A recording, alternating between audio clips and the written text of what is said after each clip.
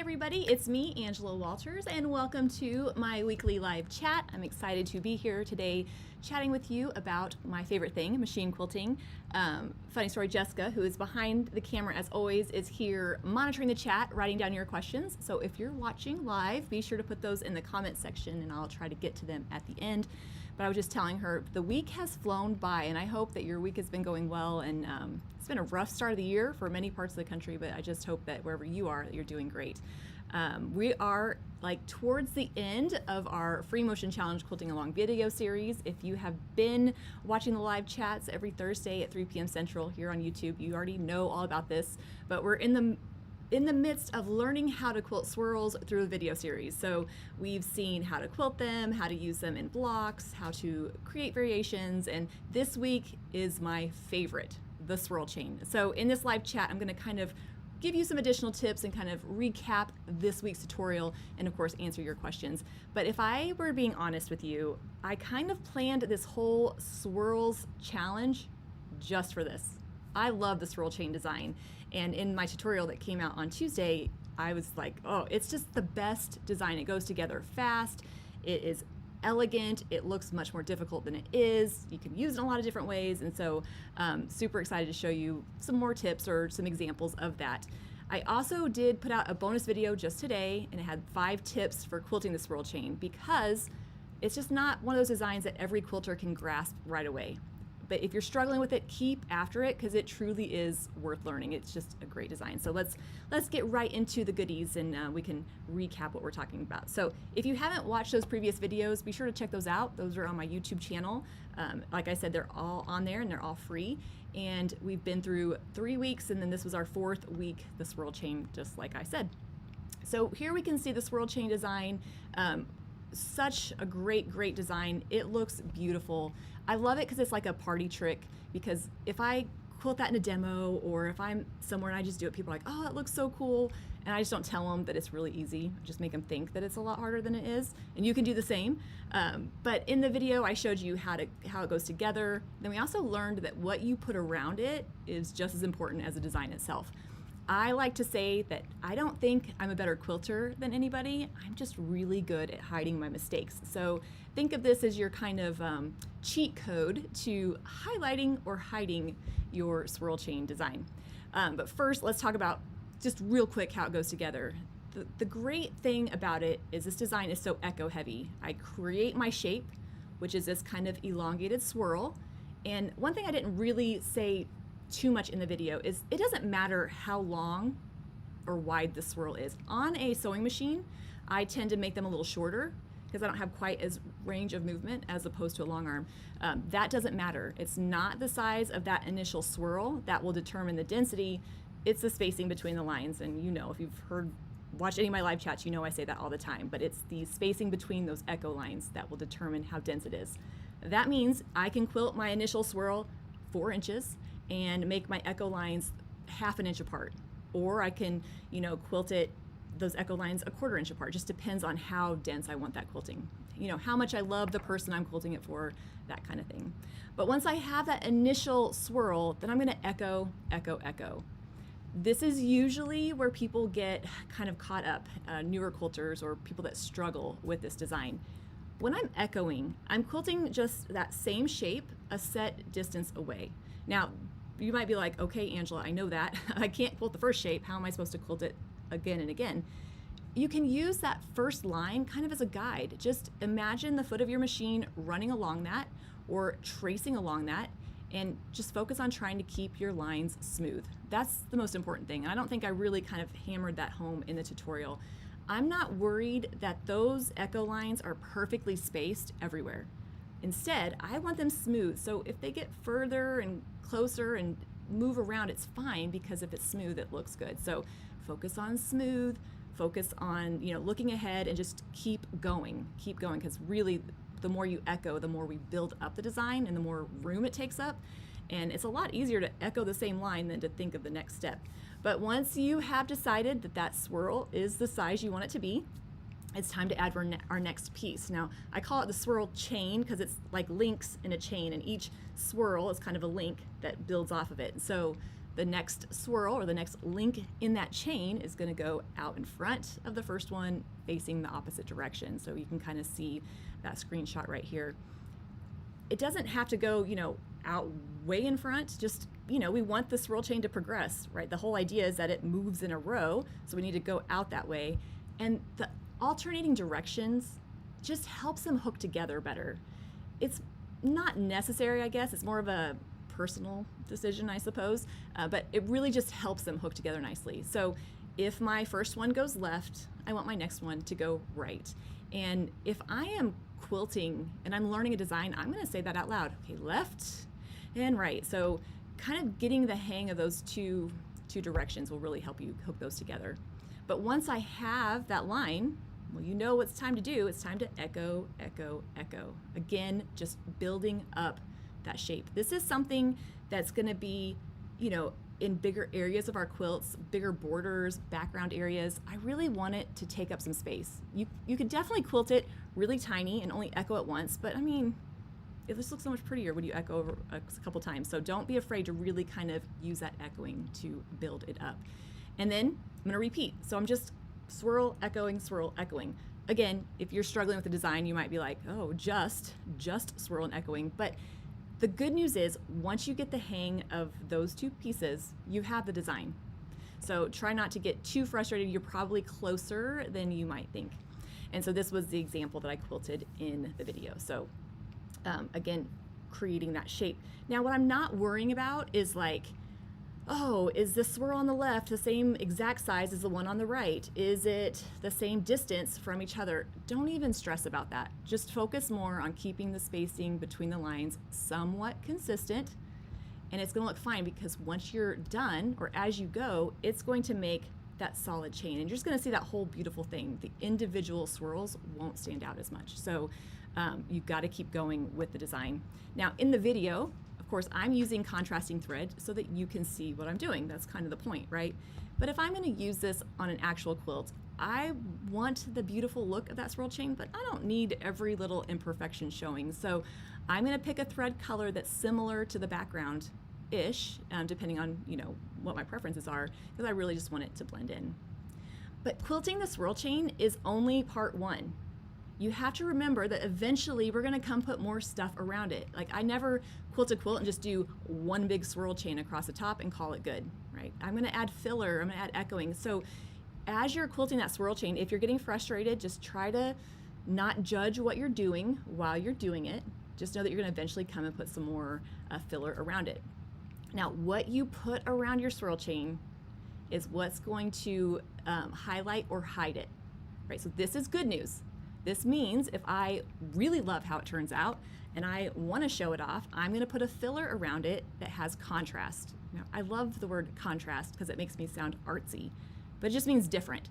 Put something different around it, right? So something with different density, something with a different direction. And here you can see I have some tight pebbles and swirls.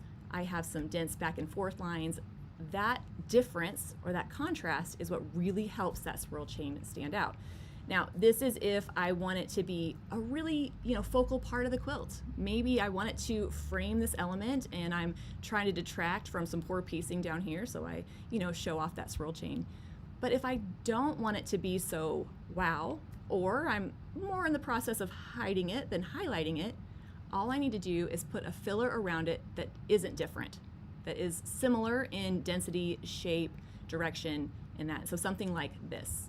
So I have some swirls around it, I threw in some leaves, but the spacing between the lines is somewhat similar, and that's just gonna help it kind of blend in. Now, you might be thinking as you're quilting, like, no, I can still see it, Angela, but I promise when you step back and the whole quilt is done, it's just gonna kind of blend in. Now, I might do this not only, like, I'm not saying like, oh, it looks bad, so I need to make it blend. Maybe I don't want it to be such a main focal point of the quilt. It's just to add some movement, some beautiful look, but I don't want it to be like, hey, check me out. That would be an example there. And one thing I really like to do is do two different things on each side, and we'll see an example of that here in a second. So I'll quilt it as a way to break up a bigger area, And then maybe on one side I put a bigger filler, and on the other side I put a denser filler. So you can really kind of play around with the placement of those and come up with some different effects, just depending on what you want to work with. So when I was filming, I thought, you know, when I was looking through the video, I'm like, I didn't really get that point across, so I wanted to quilt some more and show you. So here's an example of 2 swirl chains. I like to just quilt 2 in my demos or whatever, so you can, you know, see how pretty they are. But there's all that unquilted area around it. All I did is fill in the areas. So I did half of it with one like type of design and one to show it off and one to hide it. So same swirl chain throughout the whole thing, but you can tell just by looking at the filler, totally different result. So you have to remember that as you're quilting, because it can be very I don't know, demoralizing when you're quilting and you don't love it, but you have to remember we're going to eventually put some other stuff around it. Now here we can see, obviously on one side I have bigger swirls, the other side I have that denser filler, the pebbles and the wishbones and the back and forth lines. You know that side's going to take a lot longer to quilt. Just depends again what result you're wanting.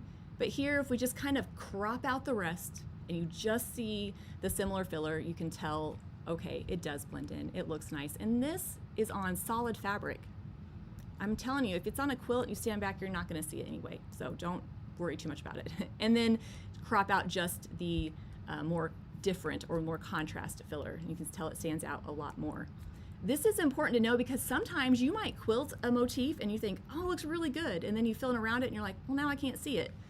That's why I need to have some difference between that. So again, you can play around with that, and it's more like a sliding scale. It's not like all or nothing. I could do, you know, some wishbones around it, but maybe spread them out just to make them different in direction, but similar in density. So just know, I feel like I'm geeking out on the background filler, but just know that you can play around with that and find your happy spot with it. So always a really fun little example to do there.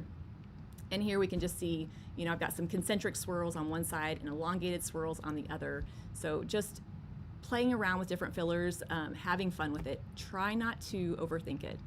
I think sometimes we see a quilting design that looks really intricate or elaborate, and we think, oh my gosh, this is difficult, but it might not be. It might be pretty simple in how it goes together.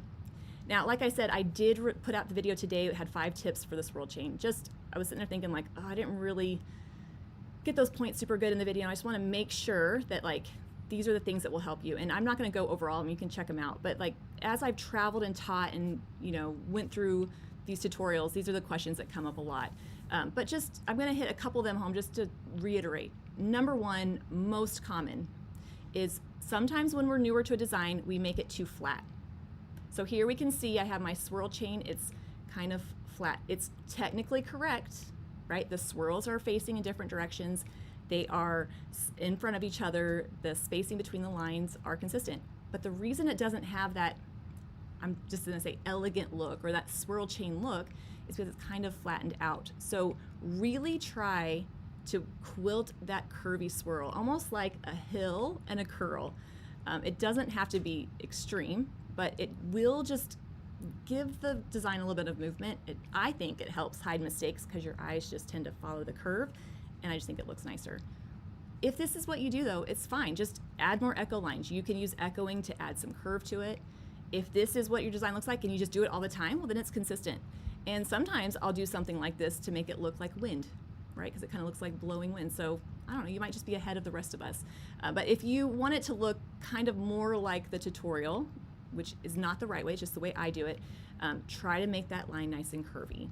And it's scary when we're learning a new design. We don't really want to venture out into that unquilted space too much, so we kind of like just go straight, but just focus on that and keep going. I promise it'll look good, but nice and curvy. The second little thing I'm just going to talk about, and in the video there's 5, but this one, when I quilt my initial swirl, I make it a little bit smaller. So think of like a quarter size is the best example. I mean, I'm just pulling a random thing out, but just smaller because I want to use the echoing to build up outside the swirl. In this example, I've quilted that initial swirl pretty big and echoed around the outside of it.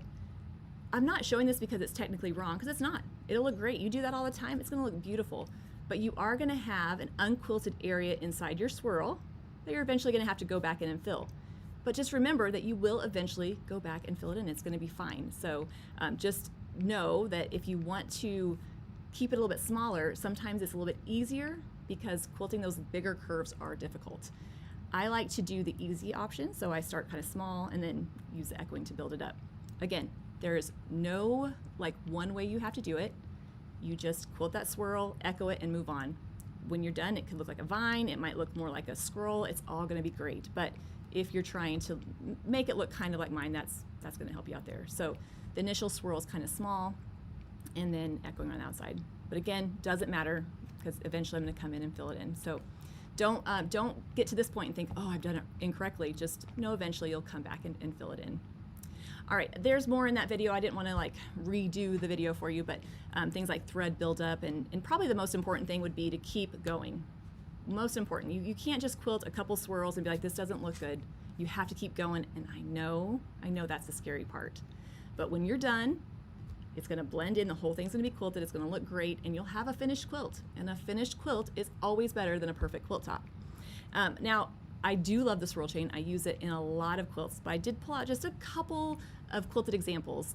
When I show them on quilts, it's just really my persuasive argument to make you love the design.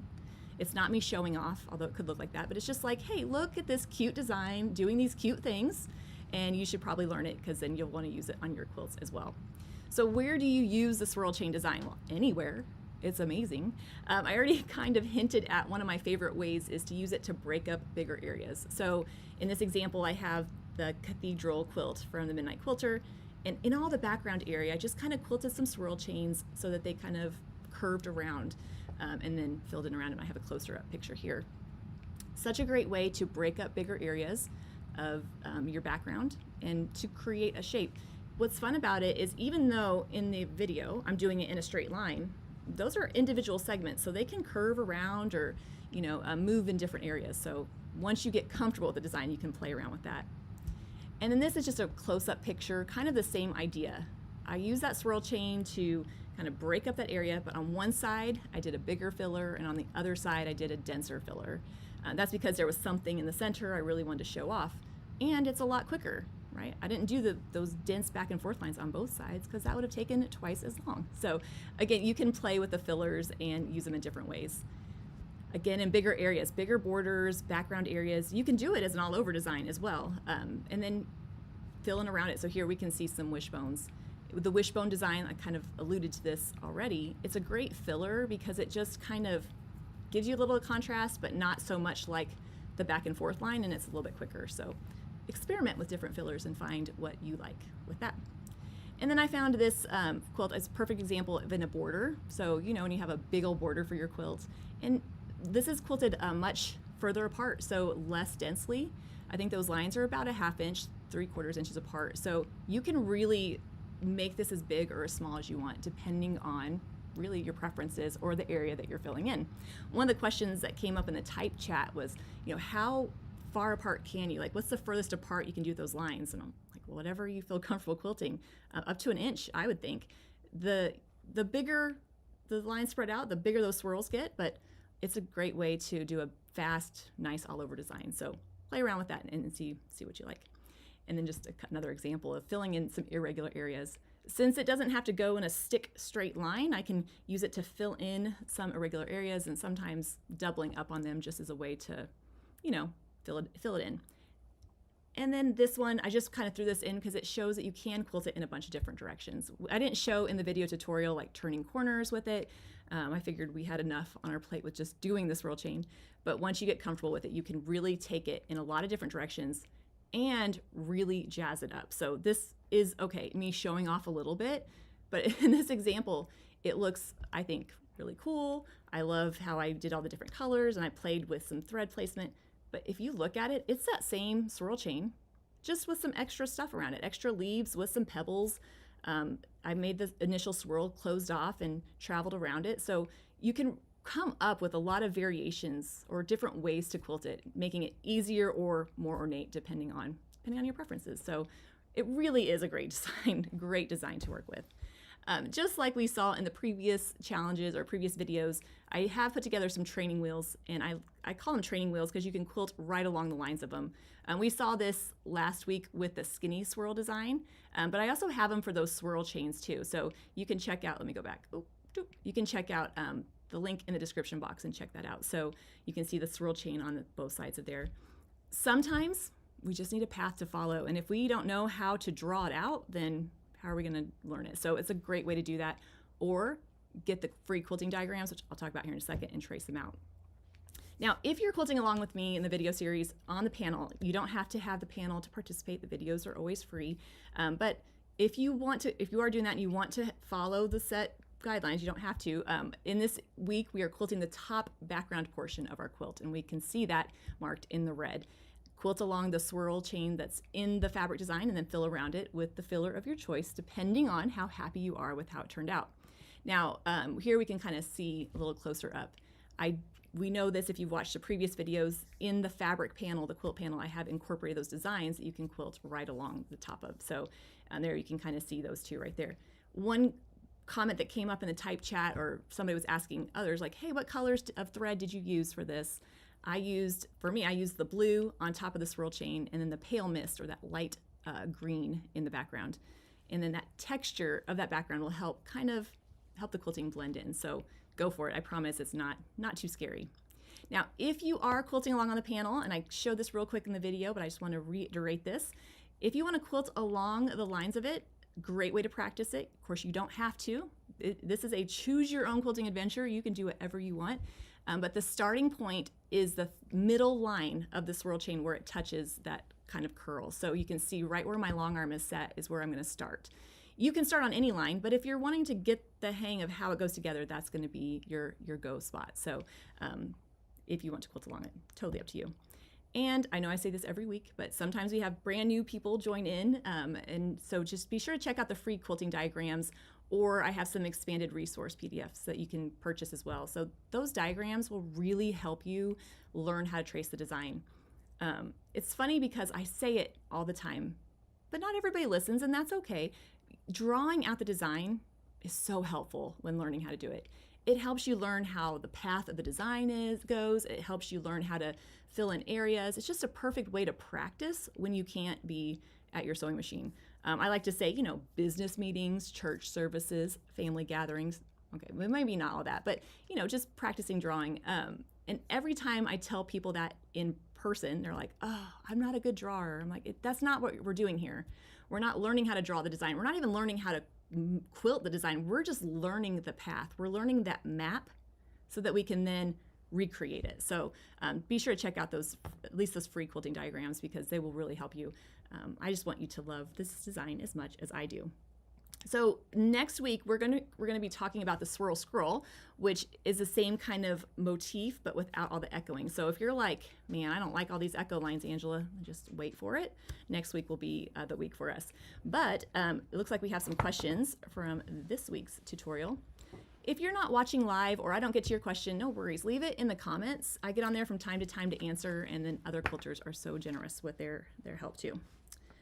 What do I suggest for sit-down long armors for marking quilts? The same thing I would suggest for any quilt, any type of machine. That doesn't really change it. I like to use a water-soluble marker, the Mark Be Gone. I like to use a pounce pad and a stencil. Let me see if I have any handy. I don't. There's so many different marking tools out on the market. Go with whatever works for you. The Mark Be Gone has always worked for me, and I just don't want to do anything else. And then I use like a chalk pencil if it's a darker fabric where I can't see the Mark Be Gone. I do try to mark as little as possible though, if at all possible, because the more you mark, the more you have to take off. I get frustrated as I can free motion on a sit down, no problem, but find I can't be as good as I am on my long arm. Any tips? So I can do it on my sewing machine and I get to my long arm and I'm frustrated. Okay, we had this whole talk at a class I had this last weekend. Quilting on a long arm is like driving a different style of car, right? A manual versus an automatic. You already know how to drive a car. You just have to learn how to work this different machine. And it is a totally different feeling. I went the other way. I went from the long arm to the sewing machine. And when you're used to quilting on a sewing machine, you know that fabric doesn't just move away from you, right? It's like you're shoving, you're doing the smush and push. It's just like a whole thing. And on a long arm, you have so much freedom of movement. It feels so foreign the first couple times. I'm sure it's like, I'll never get this down. But once you learn just how to move with the machine, it'll come really fast. You already know the most difficult part, which is how the design goes together.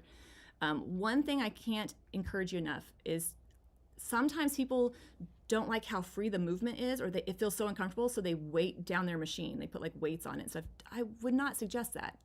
That freedom of movement is what makes quilting on a long arm so fun. You just have to learn how to move with it. The more you do it, the easier it'll get, I promise. So load a piece of fabric, a yard of fabric, and quilt over the whole thing. You'll feel much, much better. I will say with the long arm, it's more about gliding with the machine, not pushing it. So a light touch and just kind of get that momentum going.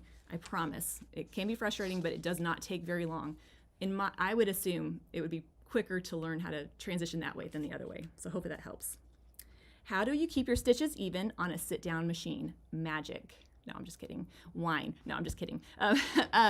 Consistent stitches come with practice. That's really what it is. The more you get comfortable, the more you can do it consistently, and that's just when it works its way out. In classes, if I'm teaching a class, I usually tell the students, I don't even want to talk about stitch length till the end of the class, because worrying about your stitch length is like worrying about your handwriting when you're still learning your letters, right? So you're trying to do the swirl and you're worried about the stitch length. That will work itself out, right? As you learn the design and get more comfortable with it. I don't mind if the stitches are different lengths. That's just never been a thing to me. I'm never worried about that. Of course, I don't enter quilt shows, so don't do what I say and expect to win a ribbon at a quilt show, but it will work itself out with practice, I promise. Another thing that will help is the more that you keep going. I know it's tempting to want to stop, critique the job I'm doing, get mad at Angela for not teaching me how to do this right, all that kind of stuff, but you got to keep going, and that momentum will help you with that. Do I have any idea how many quilts I've completed? One time when Chloe was little, my daughter, she came in the quilting room and she goes, I bet you've quilted 100 quilts. I said, well, I have done at least 100. It's a lot. I have no idea. I wish I would have kept track. Quilting for 22 years for customers, I didn't have to piece any quilts, but there were quilt markets, when I would quilt 50 quilts for a quilt market. So a lot. And I know all the mistakes to make. So it's just kind of fun. I wish I would have kept that. I've quilted a lot more quilts than I've pieced. How's that? Do I imagine a straight line to center or guide the swirls on? You can do that. If you want to mark a reference line, I usually do that if I'm wanting it to go in a direction, right? If I really want it to wrap around this thing and I want to make sure that's kind of even on both sides. But other than that, you don't have to. You just quilt it out there, because we can use the echoing to smooth it out, right? If I quilt my swirl chain and this link is a little bit down and this one comes up, I can just add some echoing to fill it in. So you can, if that makes you feel more comfortable, but it's really easy to fix after the fact. Do I pre-mark my quilt with my design? If so, what is the best marking method and the easiest way to remove it? So in the beginning, I would have done a lot more marking than I do now. Like I said, I will mark a reference line if necessary, or a dot to kind of follow. But when I started quilting, I would have marked out the whole feather. The swirl chain itself, I know this isn't the question, but the swirl chain itself is not one that I would suggest marking out ahead of time, just because it can be hard to see where to go. That was really the biggest stumbling block to creating the swirl chain training wheels. I needed to make sure those lines were far enough apart so you could see where to go. So I'm a bigger fan of marking on the fly, or marking as I go. So I might mark out the swirl and then echo around it, and then mark out the next swirl and echo around it. So you need to do what you feel comfortable and what will get you, to that next point. If you're like, I will not do it unless I can mark the whole thing out, then that's great. You absolutely should do that. But just know that the more confident you get with the design, the less marking you'll have to do. Like I said, I love my Marked Be Gone water soluble, but if I'm using a stencil, I like the pounce pad with that, because it just marks it nice and quick with chalk.